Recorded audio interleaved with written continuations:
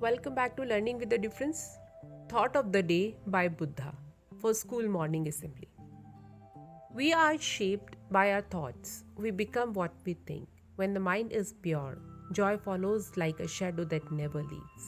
Which means this is true that we are shaped by our thoughts. Everything we do in life, everything we have done, or what we become has been guided by our thoughts. Gautam Buddha used to say that think big in the beginning itself, dear friends. He became Buddha as his goal was clear to him from the beginning. And he achieved that. What we think repeatedly convert into reality. It's something like what we eat every day makes our body. If we think we will be successful and work accordingly, then definitely we will get success. Our thoughts about ourselves in the past made us into the way we are right now. And the thoughts we have right now will shape us for the future. Therefore, we must think positively, purely, and try to cultivate more goodness within in order to reach out greater heights, in order to achieve joy and happiness. Thank you.